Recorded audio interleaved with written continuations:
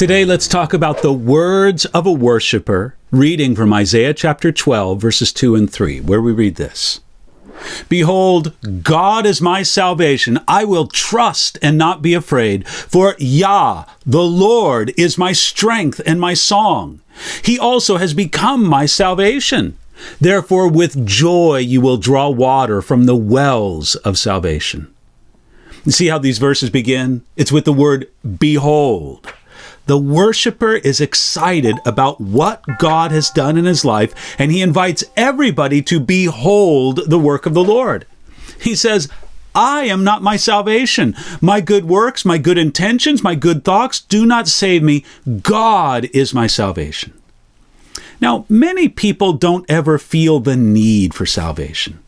They think that their lives are fine, and they come to God now and then for a little help when they feel like they need it. But they never see themselves as drowning men in need of rescue or as hell-destined sinners in need of salvation. But this worshiper's peace and security came from knowing that God is his salvation. When we try to be our own salvation, it's hard to trust and not be afraid. Paul wrote this in Romans chapter 5, verse 1. Therefore, having been justified by faith, we have peace with God through our Lord Jesus Christ. The place of peace and trust comes only from seeing our salvation in God and not in ourselves. The worshiper decided to trust and not be afraid. Feelings of trust are different from the decision to trust. We can say to our will, I will trust and not be afraid. The Lord is not only the worshiper's salvation, he is also his strength and song. When the Lord is our strength, it means that he is our resource. He is our refuge. We look to him for our needs, and we are never unsatisfied.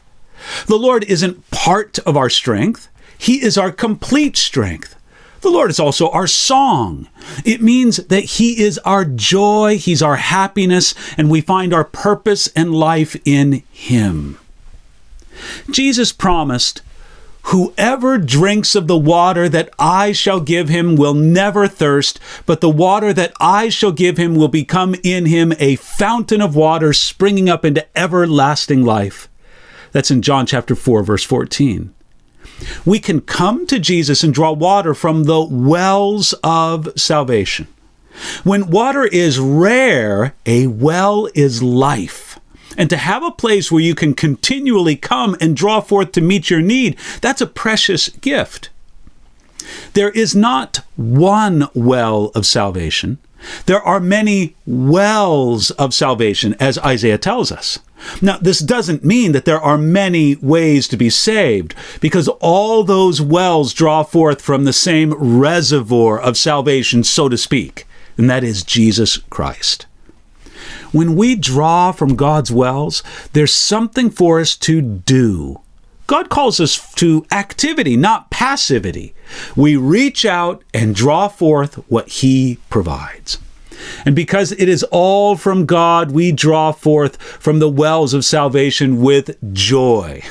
There should be no sad faces at the Lord's wells of salvation.